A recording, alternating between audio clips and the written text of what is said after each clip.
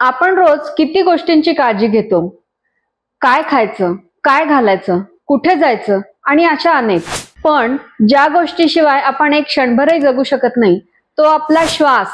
त्याकडे मात्र आपण फारसं लक्ष देत नाही.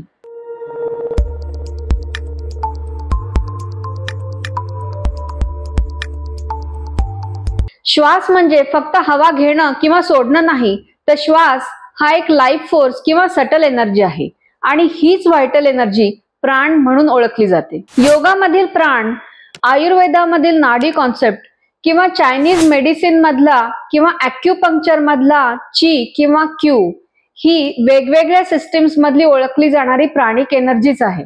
आपल्या शरीरात सटल एनर्जी फ्लो आहे. हा फ्लो जेव्हा बॅलन्स्ड असतो तेव्हा आपण हेल्दी, जॉयफुल आणि एनर्जेटिक असतो. जेव्हा हा फ्लो डिस्टर्ब होतो तेव्हा रोग, चिंता आणि तणाव याला सुरुवात होते. तर बघा, प्राणायामाचा खूप सुंदर अर्थ संस्कृतमध्ये सांगितला आहे.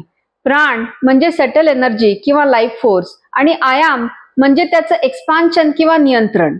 तर प्राणाचं एक्सपान्शन किंवा नियंत्रण म्हणजे प्राणायाम आणि प्राणायामाचं मीडियम म्हणजे श्वास आहे.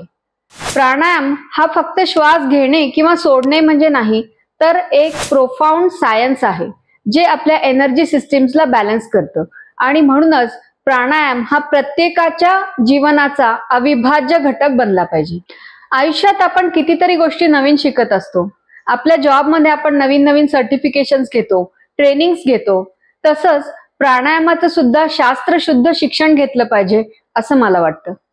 तुम्ही म्हणाल, एवढ्या धावपळीत वेळ कुठून आणायचा? मी बऱ्याच लोकांना भेटते.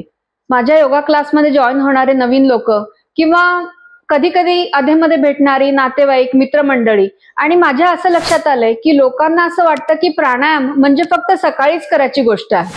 मग सकाळ तर गडबडीत निघून जाते, मग दिवस संपला, मग आता काय करायचं?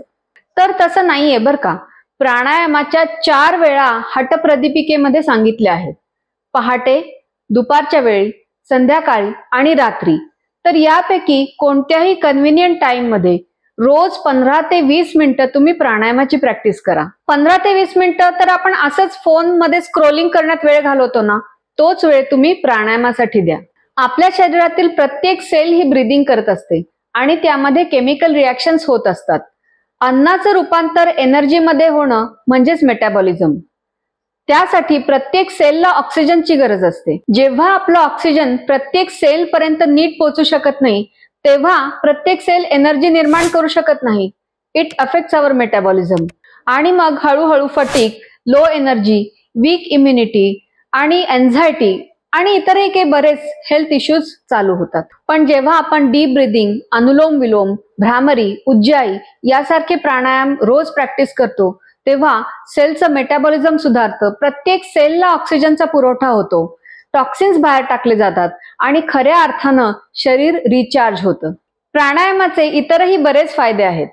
स्ट्रेस कमी होतो, एनर्जी वाढते, लंग्सची कपॅसिटी सुधारते, डायजेशन सुधारतं, मेमरी आणि कॉन्सन्ट्रेशन वाढतं, इम्युनिटी स्ट्रॉंग होते, हॉर्मोन्स बॅलन्स होतात, झोप चांगली लागते, लॉन्जेव्हिटी वाढते म्हणजेच आयुष्य सुधारते. तर सुरुवात फक्त 15 ते 20 मिनिटांपासून रोज करायची आहे.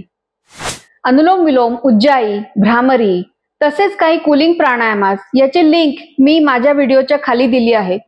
ते व्हिडिओज बघून तुम्ही प्राणायामाला सुरुवात करा आणि काही डाऊट्स असतील तर मला मेसेज नक्की करा.